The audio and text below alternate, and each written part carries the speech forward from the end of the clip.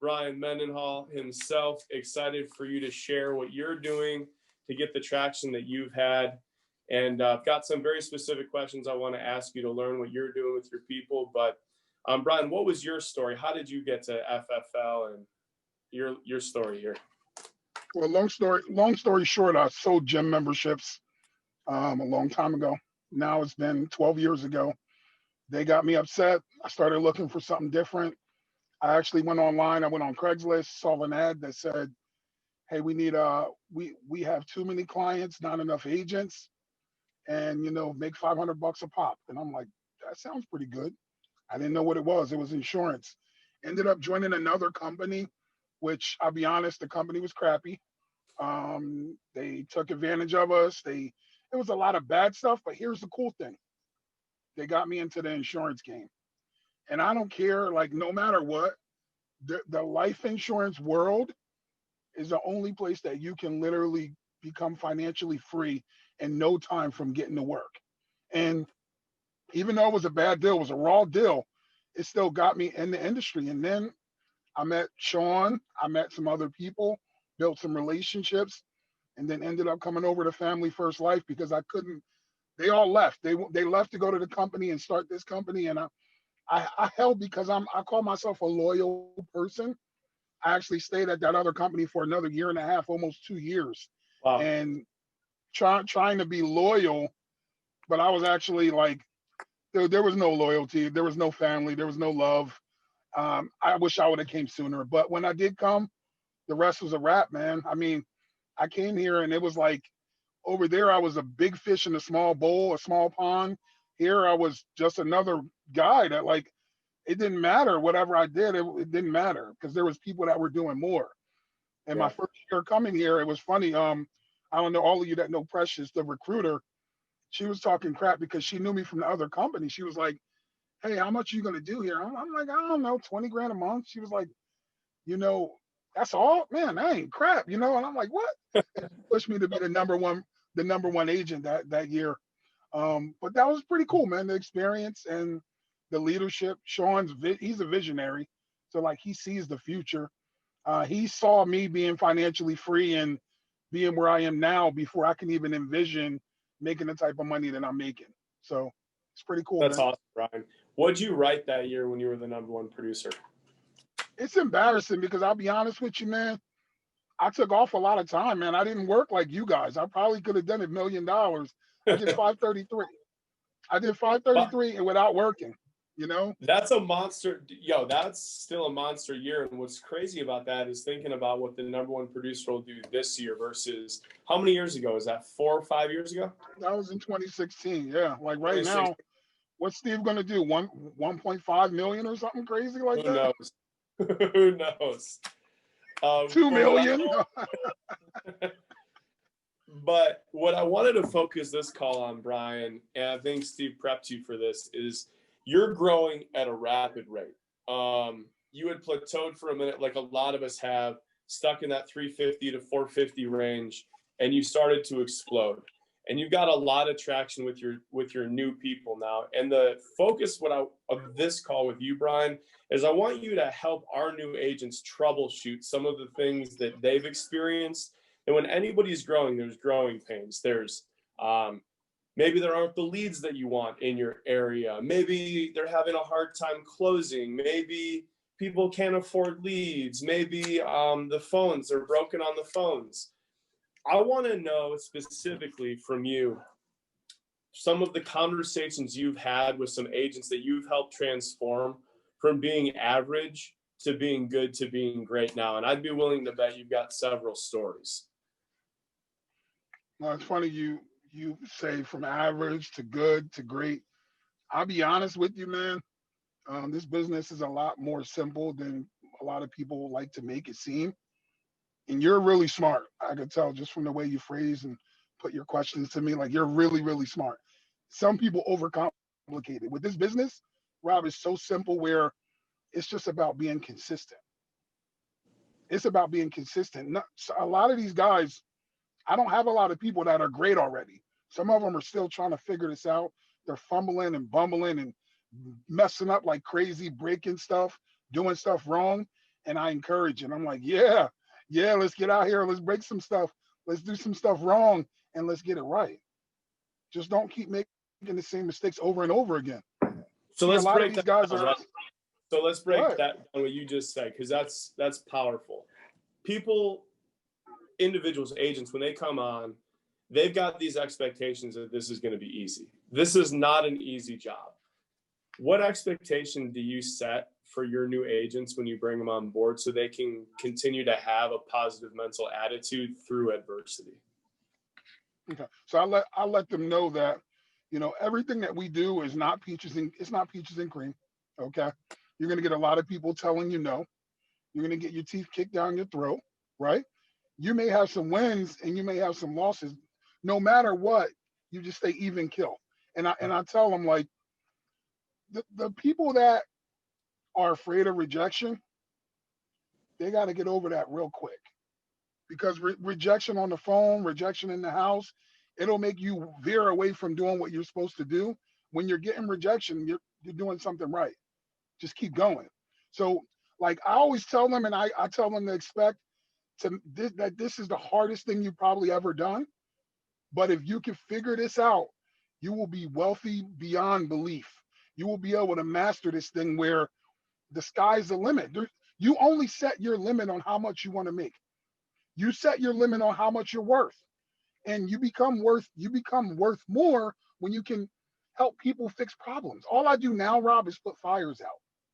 So I help people put the fires out, but more importantly, I put the fires out before they start. What's I the try to teach the people. Okay, that's awesome. So what's the number one fire that you find yourself proactively catching before it happens? So this business can trick people. And I'll tell you this.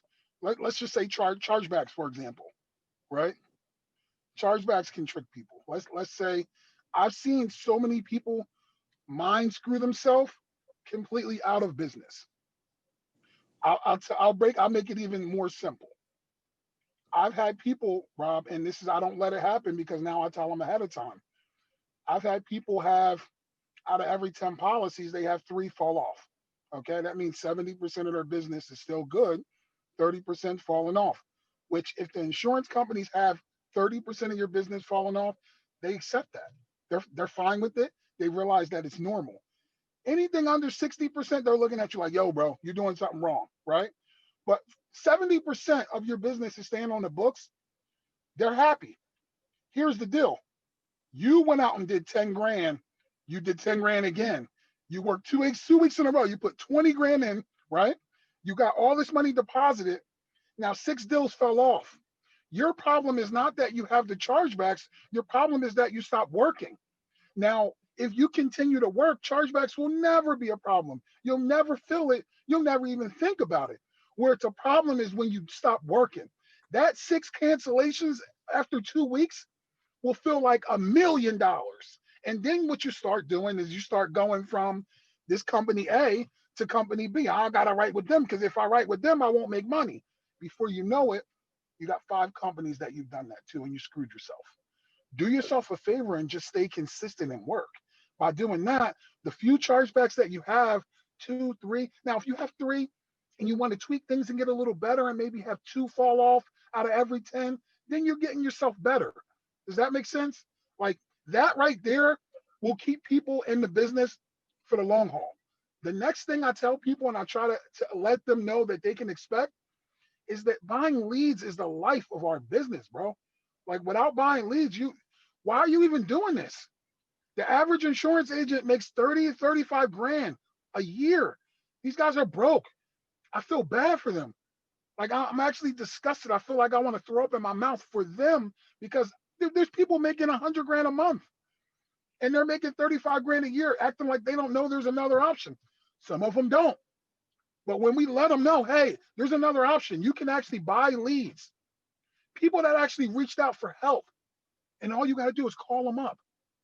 Dude, the biggest thing that I learned, and when I met Sean, see, I didn't know what his guys were doing. This is at the other company, long time ago. Dude, people in my group were they were running like 7 appointments a week, 10 appointments a week, and they're writing nothing. And my first year I did like 200, I did 100 and I made 120, but I ended up writing like over 200,000, right? Which was double anybody in my whole group. But I'm wondering like, why are Sean's guys doing 400 or 500? What's going on? So I got around him. And then I found out Dom Rogers was just buying like 5 times the amount of leads I was buying. I was like, wait, that's the trick? He's like, yeah. I'm like, oh, these guys are just scared. These guys with me, they just scared. I'm coming with y'all. I'm doing what y'all are doing. So that's the trick, man. Buying leads, bro. Everything is leads. It's so simple. Here's the deal, though. Now you're about to ask me like 10 other questions that have like, what's the secret? What's the magic? What's the magic is the freaking leads, bro. That's the magic. It is. Amen to that. You can say nothing else for this call. Chargebacks don't matter if you're writing business. How do you write business? You buy leads. Now, for a new agent, what do you talk to them budget-wise for what they should expect on the initial calls? When you're bringing them on board, we want to set the expectation that, look, this isn't a free gig. You pay to play, but you get a great ROI on it. What amount weekly do you encourage your new agents to spend on leads? So Rob, I don't want to screw anybody over. So what I try to do is I try to meet people where they are. Do I try to stretch them to make them a little uncomfortable? Yeah, but it also matters what they come to me and say. If they're part-time and they just want to do this like part-time, I meet them where they are. I don't try to stretch them too much. I want to help them, but I'm not trying to hurt nobody, right? They say they want to be full-time and they want a certain number. What I normally do is I reverse engineer it. So if someone says they want to do 40 grand, I just back down and figure out how many leads we need for that and the amount of money. But typically I'm asking for people to do a grand every week for leads.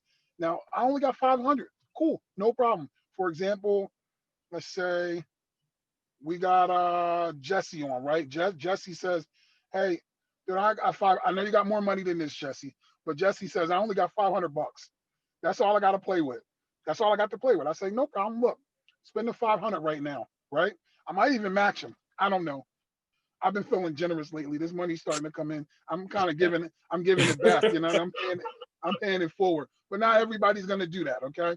I'll tell them, hey, take that 500, dude. If you go out and sell 3-4 cases, typically people will go, Rob, and they'll start buying other stuff, get a new TV, change something.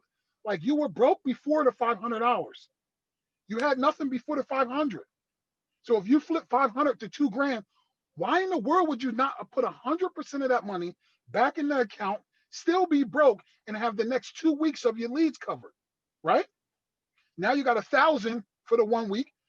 Turn that money, flip it. But even if you didn't make $1 from that yet, you still got 1,000 for the next week. Here's my game though. I like something called the 50-50 rule, guys. For those of you, Jesse, whoever's brand new trying to figure this out, whatever you make, what if you put 50% back in your lead budget, back in your business account, and then it allowed you to go from $1,000 a week to 2,000. See, the year that I did, what's impressive to me is some people are spending 4 or 5 grand a week on leads to write the numbers they're writing. I spent $2,000 a week on leads for the year. It was 100 grand, and I put over 533 in my account. So I'm like, all right, I spent 100 to make 500.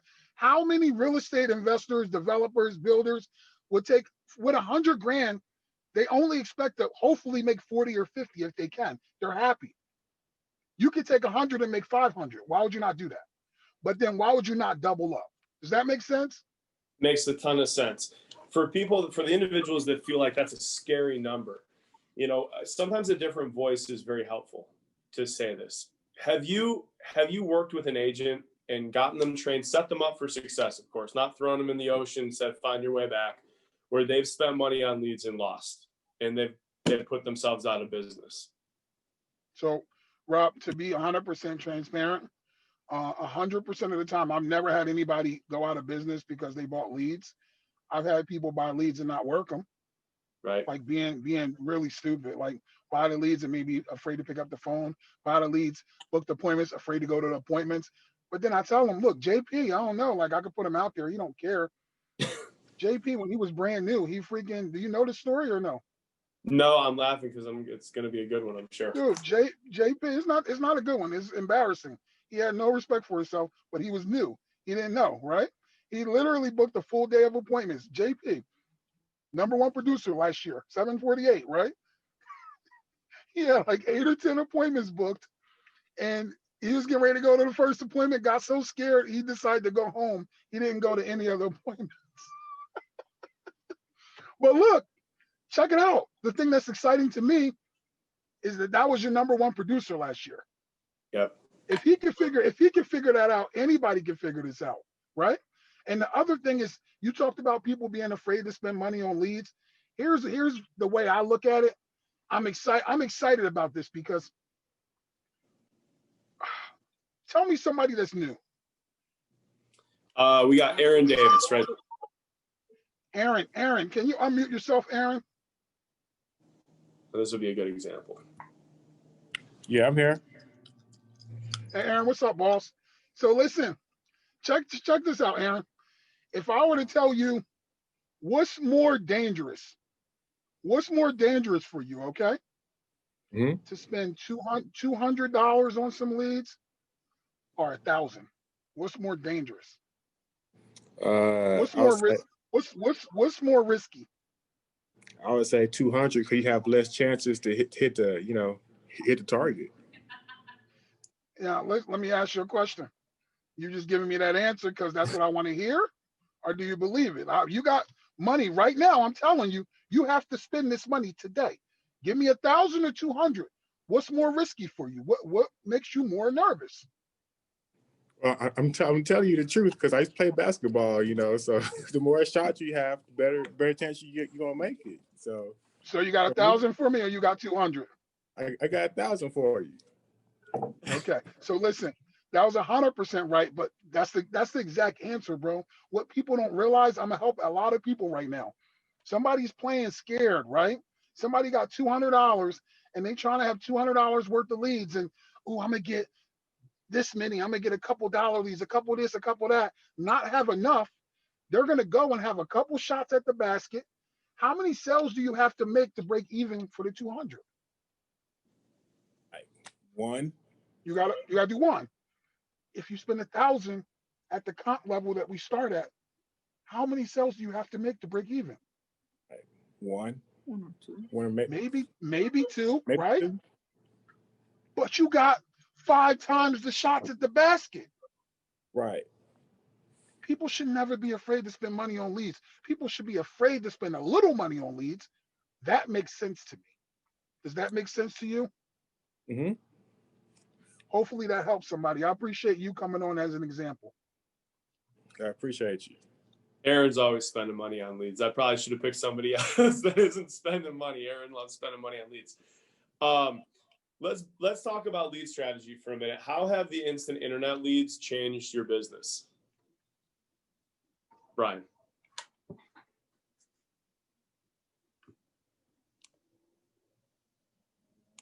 He got himself muted. Hold on. Brian, can you hear me now? There you go. Yeah. Okay. So put it like this. We had some changes in our business where we kind of transitioned some different people around. Probably about $150,000 to $200,000 worth of volume was not here anymore, right? A month and a half, 2 months ago.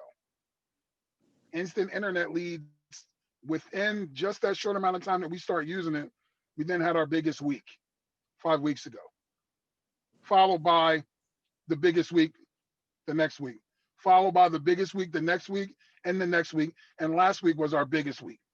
5 weeks in a row, we've had the biggest weeks we've ever had from instant internet leads. Last week, we did over 320 grand for the week. Wow. And I mean, we were doing in February, 300,000 for the month. Yeah. You anticipating when you're talking to new agents, expectation for them 3 out of 30 3 sales out of every 30 leads, would you say? No, I don't really break it down like that. I say get 100 leads, bro. You should book 25 appointments, 20, maybe 30 if you're really good, and half of them won't show. If you book 30, half of them show. That's 15. You sell half of them, that's 7. In houses, you got husband and wife, so you should have 8 to 9 policies that you write for the week. Boom. That's it. Wash, rinse, repeat. Keep doing it. I tell them, hey, guess what? These leads suck. 70% of them suck. The 30% is gold. And you got to go through the sucky stuff to get the good stuff. But literally, when you sit down with these people, like, it's a wrap, man. You might as well call it Reynolds because it's a wrap. Anybody you sit with, if you make it, you make it all the way to their house, they want to buy. I promise you. They all know it's insurance. They don't, and nobody thinks it's nothing else. They all know it's life insurance, and they all want it. You start most of your new agents on Instance? Yeah, because I mean it's available. Yeah. Yeah. Some people are still doing Facebook and stuff like that, but instant internet leads are available, bro. I hear it. Well, look, I think that was enough of. Look, man, that's a lot of gold, and I appreciate you giving that to our team. Always like to ask our guests if you can leave our group with something right now that they can implement tomorrow to change their business, take it to the next level. What's that one little nugget you want to leave us with? The nugget I will leave everybody. Hey, Stephanie, I see Stephanie on here. The nugget I would leave you guys with is stop playing around. Let's get serious, guys. Right now is literally a tidal wave coming. Literally a tsunami is hitting right now, and everybody could jump on board. You know, for real. I mean, all the rising tides, man, it raises all the ships. Everybody can win. And I think that a lot of people on here right now, whether you're brand new, been around for a while, I truly believe anybody could get an integrity deal that wants one. And if you want to buckle down and actually get real, I got people that are charging. They weren't even on the map a couple months ago. I got a guy that started last month. He's already doing 100 grand a month. Before you know, I think he might do almost 150 to 200 this month. And by February, he's going to be doing $500,000. You think Sean's not going to have him on the radar for an integrity deal? Right. Do you feel like you deserve it? You feel like your family deserves it? Anybody on here that wants to get serious, you deserve it. Your family deserves it. And it's about to change some lives. I promise you that. That's what I would leave everybody with. Love it, Brian. Thank you so much for your time.